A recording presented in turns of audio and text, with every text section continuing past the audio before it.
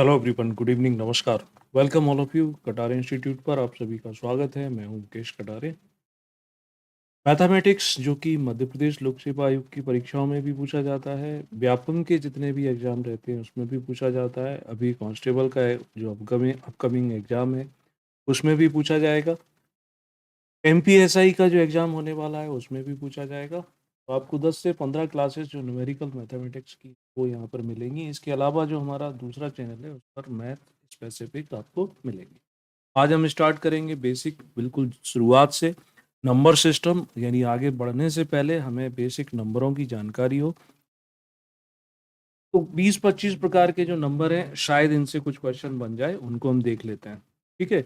जैसे पहले पूछा जाता है कि प्राकृतिक संख्याएं किसे कहते हैं, नेचुरल नंबर्स जो हैं वो क्या होते हैं। तो नेचुरल नंबर्स यानी प्राकृतिक संख्याएं, आप में से कोई बताना चाहे तो मोस्ट वेलकम, जरूर बताएं। इसकी डेफिनेशन आप रट सकते हो।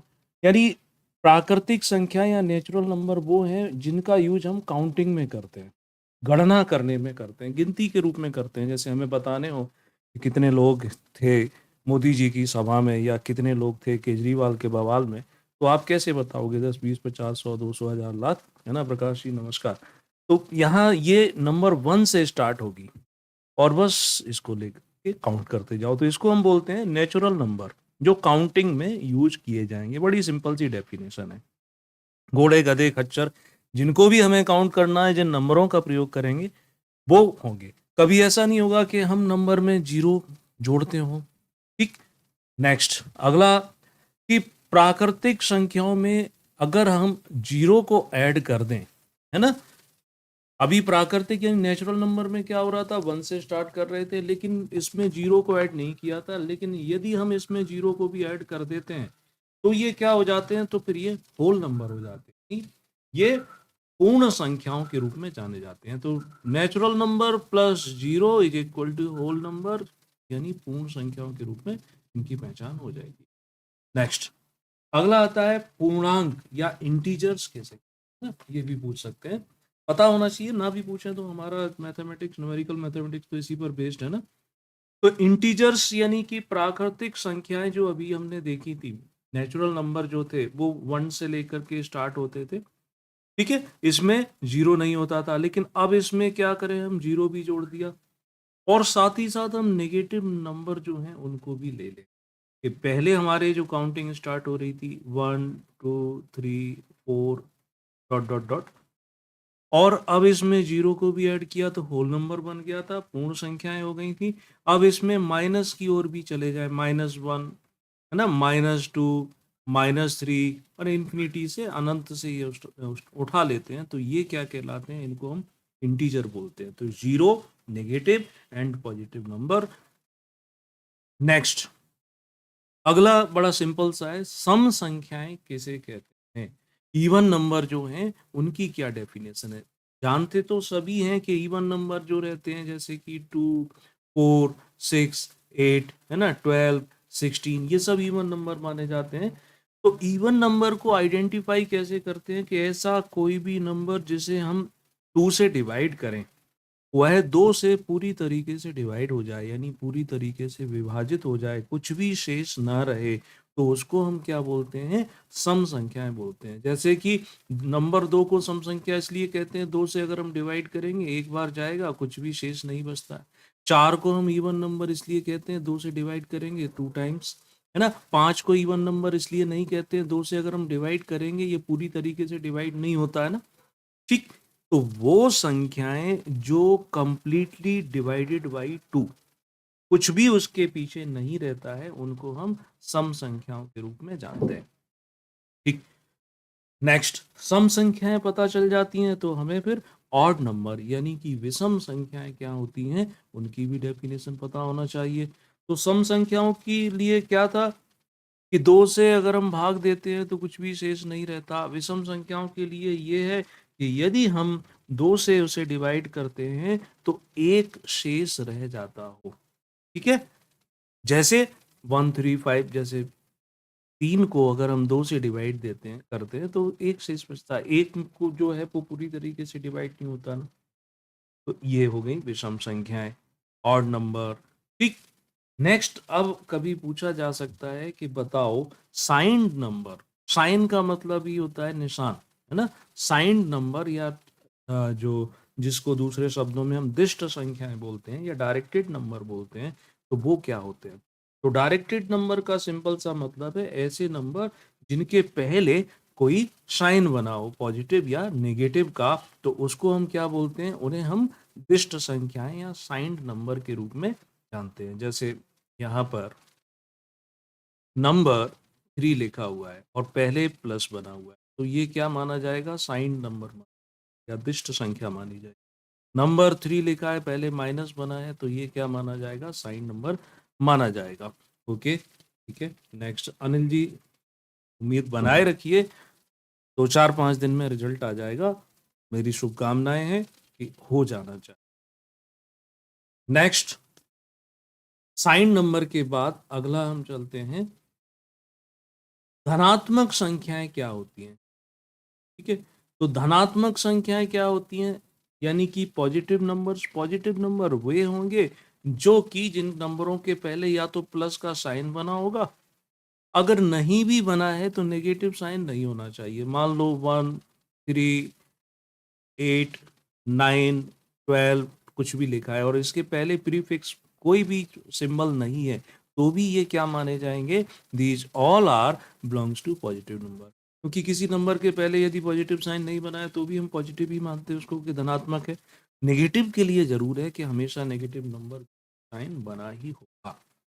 तो नेगेटिव यानी ऋणात्मक संख्याएं जिनके पहले ऋण का या नेगेटिव का सिंबल बना हो, वो होते हैं नेगेटिव।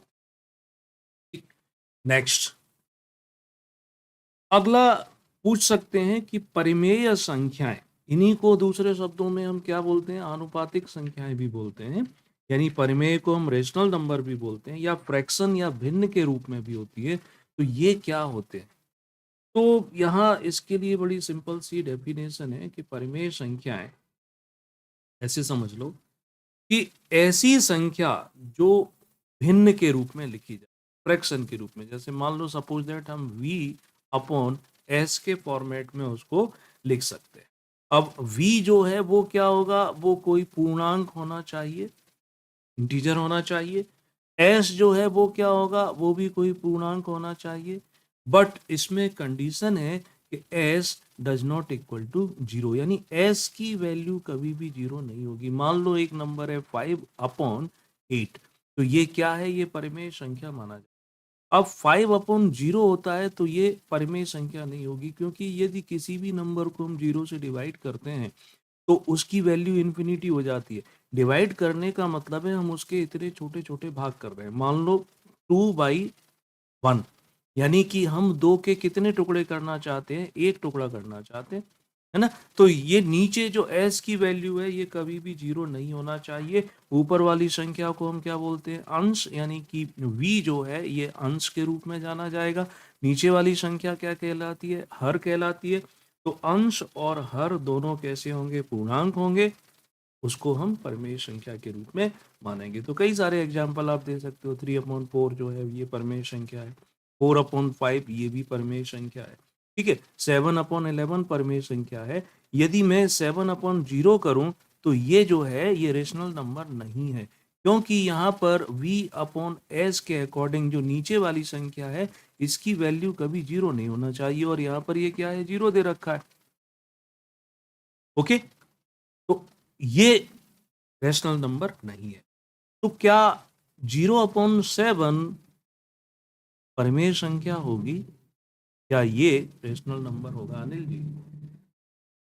तो मुझसे आप क्या चाहते हैं? मैं आपके लिए क्या कर सकता हूँ, मुझे तो आप ये बताइए। आप आंसर राइटिंग में कुछ इम्प्रूवमेंट चाहते हैं तो आप हमसे कांटेक्ट कर सकते हैं, क्लास में आके मिल सकते हैं, कोर्स ज्वाइन कर सकते हैं। आपके पास स्टडी मटेरियल नहीं है तो वो आप हमसे ले सकते हैं। मैं आपके किस काम आ सकता हूँ, जरूर बताएं। तो 0/7 जो है ये क्या रेशनल नंबर होगा, यानी परिमेय संख्या माना जाएगा? आनुपातिक संख्या के रूप में इसे हम मान सकते हैं, यस। क्योंकि यहाँ v/s में s does not equal to 0, इसकी वैल्यू 0 नहीं होना चाहिए, बट v की वैल्यू 0 हो सकती है। तो ये जो है ये इसका एग्जाम।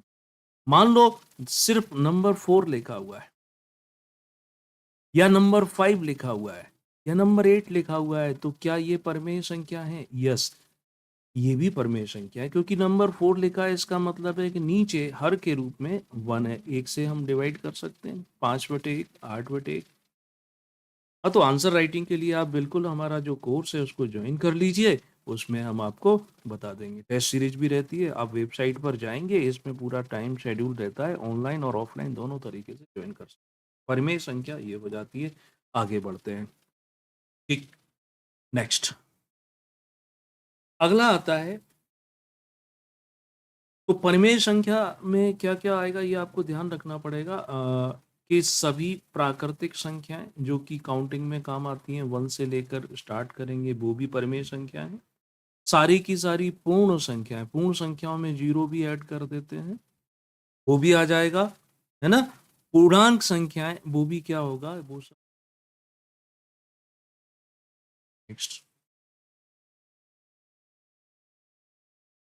राइटर मिल सकता है क्या विजुअली के लिए? राइटर तो देखो, हम उपलब्ध मेरे पास तो नहीं है।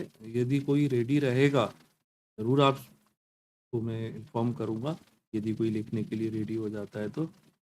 ठीक है, 2021 की मेंस आपको लिखना है, 17 से स्टार्ट होगा।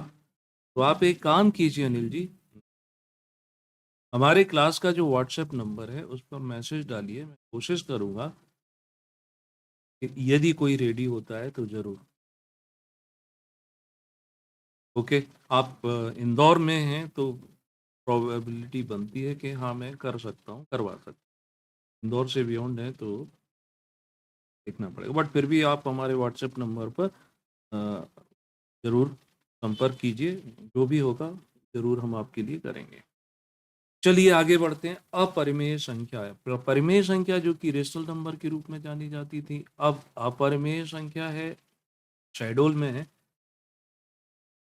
आप कांटेक्ट कीजिए उसके बाद।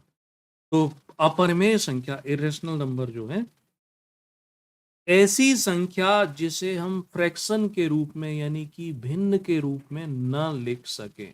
भिन्न का मतलब जैसे अभी एक एग्जांपल लिया था, b/s के फॉर्म में लिख सकते हैं तो परिमेय है, और जहां s की वैल्यू कभी भी 0 के बराबर नहीं। ठीक है, तो इस रूप में हम नहीं लिख सकते हैं, ऐसी संख्या को क्या बोलते हैं? अपरिमेय संख्या, यानी जो भिन्न के रूप में नहीं लिखी जा सके। और दूसरी बात क्या होगी, जैसे एग्जाम्पल हम दे सकते हैं √2, 2 का जो रूट है, वर्गमूल जो है, ये अपरिमेय माना जाता है, या √3 या √11, √17, ये सब क्या होते हैं? रेशनल नंबर में जाने जाते हैं। ठीक है, तो ये याद कर सकते हो। नेक्स्ट अगला नंबर आपको याद रखना है, रियल नंबर, वास्तविक संख्याएं क्या होती, रियल नंबर क्या होती है।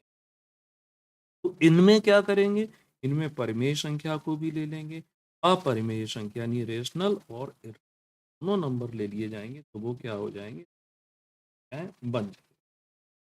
ठीक, तो ये सिंपल सा है। नेक्स्ट है अगला, प्राइम नंबर किसे कहते हैं? इसी को हम अभाज्य संख्या भी कहते हैं, इसी को हम ऋण संख्या भी कहते हैं। तो प्राइम नंबर यानी कि वे संख्याएं जो जिसके 2 गुणनखंड हों। एक परिभाषा तो ये होती है, ऐसी संख्या जिसके सिर्फ 2 गुणनखंड हों उसे हम प्राइम नंबर कहते हैं। या और एक सिंपल तरीका है कि ऐसी संख्या जो अपने आप से विभाजित होती हो और 1 से विभाजित, इसके अलावा वो किसी अन्य से विभाजित, जैसे कि नंबर 2, ये प्राइम नंबर है क्योंकि नंबर 2 को हम 2 से डिवाइड कर सकते हैं, इसके अलावा 1 से डिवाइड कर। नंबर 3 जो है ये भी 3 से डिवाइड होगा और नंबर 1 से डिवाइड होगा। नंबर 4 ये 1 से डिवाइड होगा, 2 से डिवाइड होगा, है ना, और 4 से भी डिवाइड होगा, तो ये प्राइम नंबर नहीं है। राज प्रताप पूछते हैं रिजल्ट कब तक आ जाएगा? रिजल्ट को तो आ जाना चाहिए था, जिस दिन उन्होंने फाइनल आंसर शीट दी थी उसी समय। अब पता नहीं वो किस दिन का, किस मुहूर्त का, किस शुभ घड़ी का इंतजार कर रहे हैं, ये तो वही बता सकते हैं कि अब किस बात की देरी है। जब 87% पर ही सारा काम करना है तो दे देना चाहिए। No idea. तो प्राइम नंबर यानी ऐसी संख्या जो स्वयं से विभाजित होती हो और एक से विभाजित होती हो। तो इस पॉइंट ऑफ व्यू से क्या नंबर वन को हम प्राइम नंबर कह सकते हैं? नंबर वन वन से भी डिवाइड हो जाता है और खुद से भी डिवाइड हो जाता है, तब यहाँ एक्सेप्शन हो जाता है। नंबर वन को हम प्राइम नंबर नहीं मानेंगे कि नंबर प्राइम नंबर होने के लिए संख्या अपने आप से विभाजित होती हो और एक से भी होती हो बट एक से बड़ी हो, या ऐसी संख्या जिसके दो गुणनखंड हो, तो एक की तो एक ही गुणनखंड है। ठीक, तो इसको नहीं प्राइम नंबर कंप्लीट हो गया। ओके, नेक्स्ट अगला नंबर आपको याद रखना है, वे संख्याएं जो यौगिक के रूप में या भाज्य के रूप में या जिन्हें हम संयुक्त या समष्टि कंपोजिट नंबर के रूप में कई अलग अलग नामों से जिन्हें जानते हैं, तो वो संख्या क्या होंगी? तो ये क्या है? ये प्राकृतिक संख्या, नेचुरल संख्या, जो एक या स्वयं के अतिरिक्त तो दूसरी संख्याओं से भी विभाजित हो जाती है। ठीक है, जैसे नेचुरल नंबर हमने स्टार्ट किए थे ना, 1 2 3, इन सब से। तो अब यहाँ क्या हो रहा है कि एक से भी हो जाएगी, स्वयं से भी हो जाएगी और दूसरे किसी नंबर से भी हो जाए। तो इस पॉइंट ऑफ व्यू से हम एक को इसमें नहीं रखेंगे, दो को इसमें नहीं रखेंगे, तीन को इसमें नहीं रखेंगे, क्योंकि एक दो तीन ये अपने से और एक से ही होते हैं, अन्य किसी से नहीं होते हैं। हाँ, नंबर चार को रख सकते हैं। नंबर चार जो है एक से भी डिवाइड होगा, दो से भी डिवाइड होगा और खुद से भी होगा, तो चार जो है वो कंपोजिट है ना। ऐसी नंबर सिक्स को हम इसमें रख सकते हैं। प्रकाश जी पूछते हैं, सर अब पीएससी एग्जाम कब तक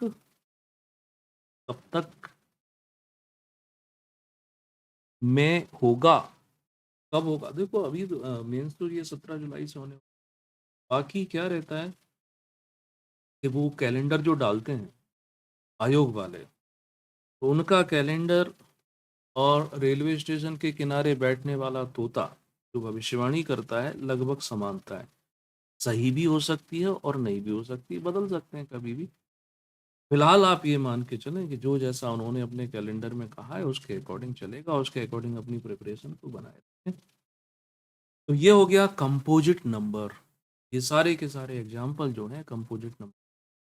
जैसे 15 को उठा लो, 15 ये 1 से भी डिवाइड होता है, 3 से भी डिवाइड होता है, 5 से भी डिवाइड होता है, यानी एक से भी होगा, अपने से भी होगा और अदर किसी नंबर भी होगा। नंबर 19 ये कंपोजिट नंबर में नहीं आएगा। नेक्स्ट अगला आता है, वे संख्याएं जिन्हें हम जुड़वा अभाज्य संख्याओं के रूप में जानते हैं, यानी कि प्राइम ट्विंस नंबर। अभाज्य संख्याएं तो मालूम था हमें, जो स्वयं से और एक से विभाजित होती हो। अब यहाँ पर आ जाता है कि प्राइम ट्विंस नंबर, तो ऐसी दो लगातार अभाज्य संख्याएं जिनके बीच में एक भाज्य, यानी एक एग्जांपल ले लेते हैं कि नंबर 17 ये प्राइम नंबर है क्योंकि ये 17 और एक के अलावा किसी और से डिवाइड नहीं होती है। दूसरा, लगातार दूसरी प्राइम नंबर आएगी 19, क्योंकि 17 के बाद 18 जो आता है ये प्राइम नंबर नहीं है। 17 के बाद 19 प्राइम। तो अब क्या डेफिनेशन बता रहे हैं कि दो लगातार अभाज्य संख्याओं के बीच में एक भाज्य संख्या, ये ऐसी संख्या है जो डिवाइड हो जाती है, दो से भी हो जाएगी, तीन से भी हो जाएगी, है ना, 9 से भी हो जाएगी, 6 से हो जाना चाहिए। ठीक, तो इसको बोलते हैं, सर कल मैं ऑफिस गया था तो ऑफिस बंद थी 5 बजे। हाँ, सैटरडे को थोड़ा मैं बाहर था इसलिए आप कल आ जाएं। कल मैं आपको अवेलेबल रहूंगा 9:30 से लेकर के शाम तक अवेलेबल। तो जुड़वा अभाज्य संख्याओं प्राइम ट्विंस नंबर के रूप में ये आ जाए। ठीक, नेक्स्ट अगला, कभी देखने को मिल सकता है ऑब्जेक्टिव में, कांस्टेबल में तो मिल ही सकता है। को प्राइम नंबर्स किसे कहते हैं? सह अभाज्य संख्या। तो सह अभाज्य संख्या यानी दो संख्याएं जिनमें क्या हो कि एक के अलावा और कोई भी कॉमन गुणनखंड ना हो, है ना, उनको हम सह अभाज्य संख्या कहते हैं। ठीक, जैसे उदाहरण ले लेते हैं 9 और 16। ठीक है, 9 और 16 जो दो नंबर ले रखे हैं, अब इनमें एक के अलावा और कोई भी ऐसा गुणनखंड नहीं है जो दोनों। ठीक, जैसे 9 के अगर हम गुणनखंड करते हैं 3 × 3, और एक भी जोड़ सकते हैं, 16 के अगर आप गुणनखंड करते हो, फैक्टर लेते हो, तो इसका क्या हो जाएगा, 2 4 दूनी 8 दूनी 16 इंटू 1, इसमें सिवाय 1 के कुछ भी कॉमन नहीं है। तो ये क्या हो जाएंगे, इनको हम क्या बोलते हैं, को प्राइम नंबर। परिमित संख्याएं जिन्हें लिमिटेड नंबर बोलते हैं, तो ऐसा कोई भी नंबर जिसमें से यदि हम उसी संख्या को घटा दें तो जीरो प्राप्त हो जाए, ये कभी पूछने वाला है नहीं। नेक्स्ट आता है अपरिमित संख्याएं या अनंत संख्या, इन्फिनाइट नंबर क्या होते हैं, वही आप में से बताना चाहे इन्फिनाइट नंबर क्या होते हैं। तो ऐसी संख्या जिसमें किसी भी संख्या से या स्वयं से जोड़ दें, घटा दें, गुणा कर दें, भाग कर दें या उसका पावर ले लें, कुछ भी ले लें, लेकिन उसमें कोई भी अंतर नहीं पड़ता, उसको हम बोलते हैं इन्फिनिटी नंबर। ठीक, कुछ भी कर दें उसके साथ। नेक्स्ट अगला आता है क्रमागत संख्याएं या कंसेक्यूटिव नंबर के रूप में कौन सी संख्याएं हो सकती। तो क्रमागत संख्याएं यानी कि उन नंबर के बीच में एक पर्टिकुलर कोई एक सीक्वेंस पाया जाता हो, कोई क्रम हमें देखने को मिलता हो, तो उनको हम क्या बोलते हैं, क्रमागत संख्या। जैसे नेचुरल नंबर ही देख लो, 1 2 3 4 5, ये क्रमागत संख्याएं हैं, नेचुरल भी है। अब इनमें क्रम क्या है कि इन सब के बीच में सिर्फ एक नंबर 1 का अंतर है। इसी तरीके से कोई सीरीज हो सकती है, जैसे 2 4 6 8, इसमें 2 का अंतर है। तो ये सब क्या माने जाते हैं, और यानी कहीं एक पर्टिकुलर क्रम हमें देखने को मिल जाए तो उसको हम कंसेक्यूटिव नंबर के रूप में उसे कंसीडर करते हैं। अगला आता है स्क्वायर रूट, वर्गमूल संख्या। ये बड़ी सिंपल सी है, ये तो आप सभी जानते हैं। यानी वर्गमूल संख्याएं वे जिनका वर्गमूल यदि हम निकालते हैं तो पूर्ण संख्याओं के रूप में प्राप्त हो। जैसे अगर हम नंबर 4 को ले लेते हैं तो 4 का जो वर्गमूल आएगा वो 2 आएगा, 9 का आएगा वो 3 आएगा, 16 का आएगा 4 आएगा, 25 का 5 आएगा। ये सब पूर्ण संख्याओं के रूप में है ना।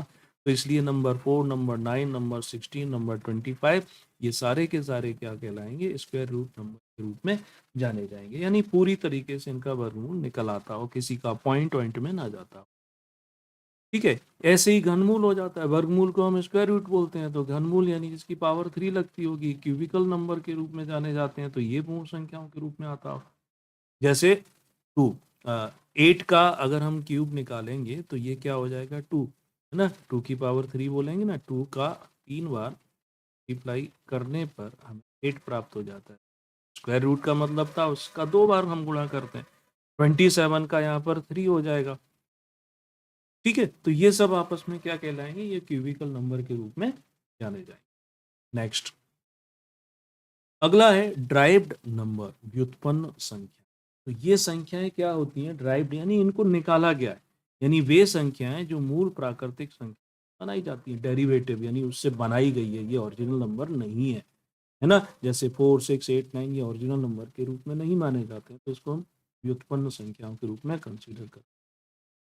कंपोजिट नंबर शायद पूछ सकते हैं, कंपोजिट नहीं, अपोजिट नंबर। अपोजिट तो पहले हो गया, विपरीत या अपोजिट नंबर। तो एस विपरीत यानी कि दो ऐसे नंबर जिनका अगर हम सम करें, योग करें और वैल्यू 0 आए तो उसको बोलेंगे। तो सिंपल सी बात है, जैसे -2 में +2 ऐड कर दें तो क्या होगा, 0 हो जाएगा। -8 +8 ये क्या हो जाएगा, 0। तो ये दोनों आपस में अपोजिट नंबर। ऐसा नहीं होगा कि -4 +6 ये कैसा हो जाएगा, ये तो +2 हुआ ना। ठीक, तो ये अपोजिट नंबर नहीं होगा। नेक्स्ट आता है सर्वनिष्ठ संख्याएं, कॉमन नंबर। सर्वनिष्ठ संख्या, तो सर्वनिष्ठ संख्याएं क्या होती हैं, वे संख्याएं जो कई संख्याओं में विभाजक के रूप में उपस्थित होते हैं, हम सर्वनिष्ठ संख्याओं के रूप में जानते हैं। तो जैसे इसका एक एग्जांपल ले लेते हैं, उससे बड़ा आसानी से आपको ये क्लियर हो जाएगा। जैसे मान लो एक नंबर लेते हैं 6 और दूसरा नंबर यहाँ पर हम ले लेते हैं 18। अब 6 के फैक्टर यानी गुणनखंड करते हैं तो कितना आएगा, 2 3 और 1 आ जाएगा। 18 का अगर हम करते हैं तो कितना आ जाएगा यहाँ पर। ठीक है, अब यहाँ हमें देखने को मिलता है कि इसमें भी 2 है, इसमें भी 2 है, इसमें भी 3 है, इसमें भी 3 है। तो नंबर 2 नंबर 3 ऐसे हैं जो इन दोनों में क्या है, कॉमन है। अब ये तो सिर्फ 2 नंबर लिए समझने के लिए, मान लो हम एक और नंबर ले लेते हैं, नंबर 24, इसके फैक्टर गुणनखंड करते हैं, है ना? तो ये यहाँ पर फिर से हमें देखने को मिला कि इसमें भी नंबर 2 अवेलेबल है, इसमें भी नंबर 3 है। तो नंबर 2 और नंबर 3 6, 18, 24 के लिए क्या हो जाता है, एक प्रकार से कॉमन नंबर हो जाता है। कॉमन का मतलब जो दोनों में मिले, ठीक है?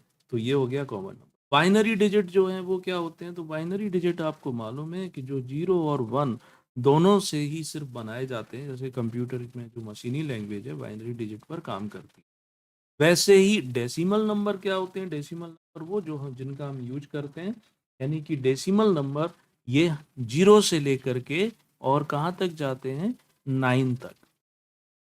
इनको हम डेसिमल के रूप में, या हिंदी में बोले तो इन्हें दाशमिक संख्याओं के रूप में। तो ये कुछ 25 प्रकार के नंबर थे। आप जितनी स्टैंडर्ड बुक पढ़ते जाओगे उसमें आपको अलग अलग नंबर मिलते जाएंगे, लेकिन इतने से आप बिगिनिंग कर सकते हो, शुरुआत कर सकते हो न्यूमेरिकल मैथमेटिक्स की।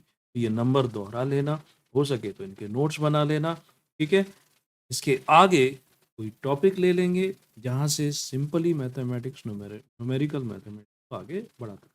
तो अभी के लिए thank you so much and good night, take care.